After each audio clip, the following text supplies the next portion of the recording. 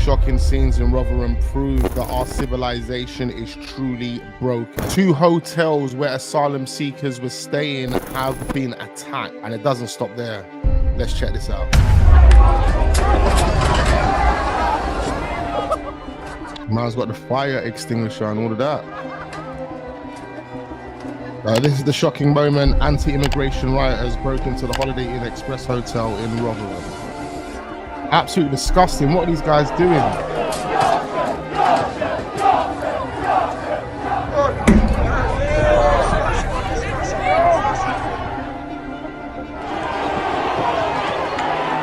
Yeah, this is extremely wild.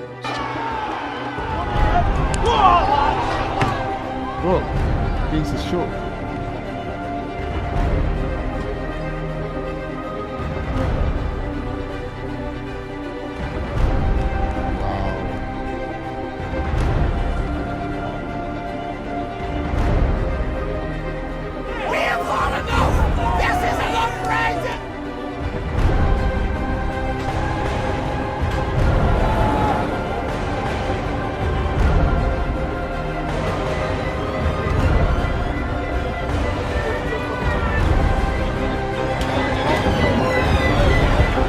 I utterly condemn the far-right thuggery we've seen this weekend. Be in no doubt, those that have participated in this violence will face the full force of the law. The police will be making arrests, individuals will be held on remand, charges will follow, and convictions will follow. I guarantee you will regret taking part in this disorder, whether directly or those whipping up this action online.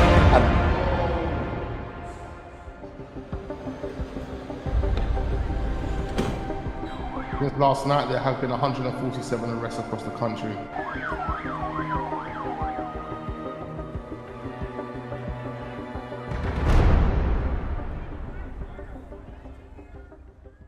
What we just witnessed was barbaric, and this Prime Minister has a tough job on his hands.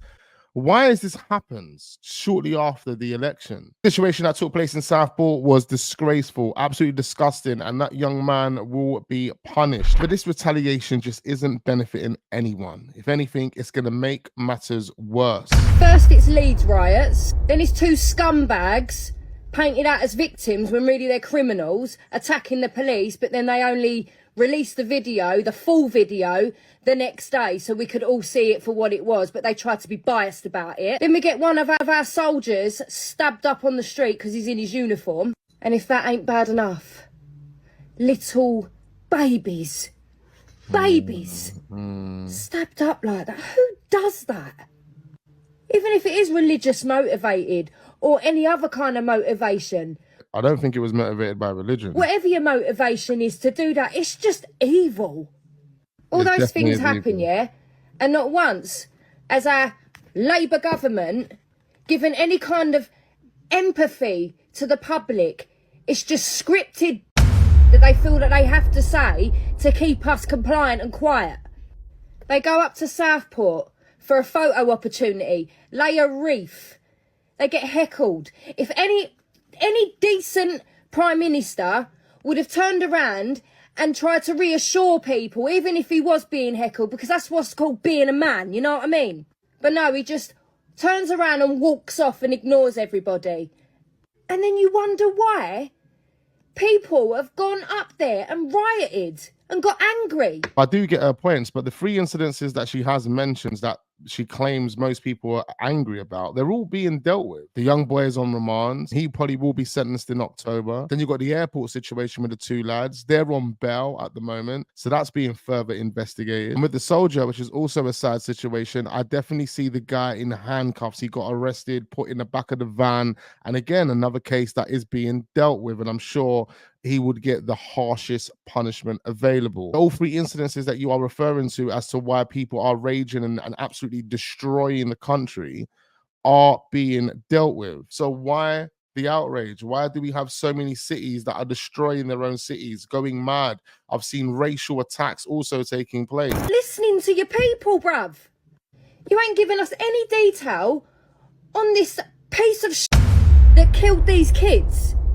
And as the public, as parents as well, I feel we have a right to know. Because you don't know if they've got anybody else lined up in any other towns and cities planning an attack on other kids. And that's what my concern is. I want to keep my kids safe. But you voice any of those concerns about what's the going on in this country, like immigration and everything, it doesn't work anymore. They don't want to integrate with us. And what are they doing? Roaming our streets, pin our daughters, terrorising our women on the streets where they can't even go out and feel safe anymore. My 17-year-old daughter won't even go out and socialise with her mates because of this situation. Because she's already had a problem with it. I mean, these takes are extremely controversial and I totally understand them. The streets aren't safe. If you look at the R cases over the last 10 to 15 years, most of those R cases have been committed by white Caucasian males. So, I mean, I'm not too sure what she's kind of getting at when she says her daughter's not safe out there because this, that, the other. Another point I do want to make, I think a lot of people do know this. When you go into like hospitals as an example, most of the people that are working 24 hours a day are the ethnic minority. The point I just want to make there is that without the ethnic minority, just in the medical fields, the UK would actually suffer. Most of the specialists, most of the doctors, most of the medical team with the expertise in the NHS and in the private sectors, they're from an ethnic minority background. I understand that people want change and you must come together as a collective, unified, and have your voices heard, not create mass destruction. But it seems to me all the people that are creating this mass destruction are uneducated people that have nothing better else to do other than create mass destruction. I can almost guarantee that none of those people out there that are creating mass destruction are lawyers, doctors. They're literally bumming around, pouncing off governments, doing dodgy deals on the side, working whilst on benefits because they're getting cash in hand. I mean, it's scummy behavior. Based on what I've seen, I don't think people were out here wanting change. If you wanted change, it would have been a peaceful protest like they've been doing for places like Palestine. You always find me in central London, and when they were doing those protests, even though I didn't go to those protests, I walked through those protests. I walked through those protests to get to where I had to get to. And I can tell you now, it was multicultural, white, black, Asian, Chinese, everyone was there and it was peaceful. No one smashed up anything. It was a good vibe. It was actually a good vibe for such a sad situation. But the point is, what's taking place in multiple cities right now and what's allegedly to take place in the future is barbaric. What is it going to take for you all to listen? Because I guarantee, Keir Starmer, if you'd have listened to your people and addressed them properly yesterday when you went up and got your photo opportunity, then maybe that riot wouldn't have happened up there. But no, you seem to be pandering to the other side. Now, when she says listening to the people, I'm not too sure what questions would have been said to Starmer. But a lot of what I've heard is we want our country back and stuff like that. Now, with all due respect to the people that are saying that, what do you mean we want our country back? What do you want back? Give me more clarity on what you mean. What do you want back? What did you have before that you don't have now? Like, please tell me. Now, I hope I don't spark any backlash, but I just want to try and make sense of this. Axel deserves to go to jail for the rest of his life and he will never, ever come out. That is justice served. Unfortunately for the families, they're not going to get their daughters back. We understand that. And that's something they're going to have to live with for the rest of their lives. It's going to be challenging. It's going to be difficult. But what does this reaction achieve? All I see happening now is new laws being put into place, which are going to limit our freedoms, take our freedoms away. But also, you guys are going to pay the consequences for your actions. And there's going to be multiple arrests, multiple jail sentences. And I believe these guys are going to make an example out of you guys. There's guys running around with no masks on. No balaclavas on. You man are going jail. It's not worth it. If you want change, then come together, come to a general consensus and convey that to the Labour Party peacefully. They have to respond and they will respond. But the response you're going to get from these type of actions is not the response you initially were looking for. Thinking that everyone's Islamophobic and everything. When there's and the mainstream media, the mainstream biased media, Anyone that voices a concern on what's really happening out there is just a far-right racist. F off.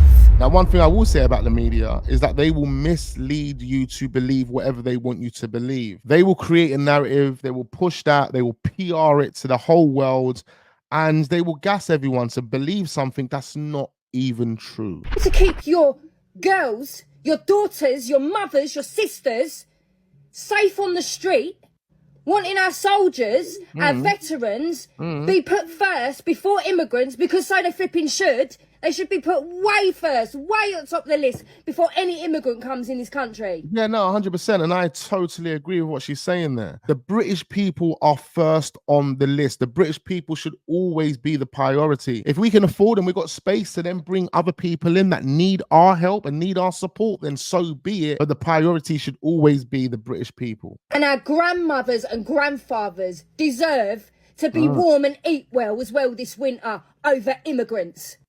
You've been in number 10 for 5 minutes and all this civil unrest has happened. Questionable. When are you going to listen to the British citizens, the ones that pay taxes, the ones that have come over here and successfully integrated with us, that have worked bloody hard all their lives, yeah?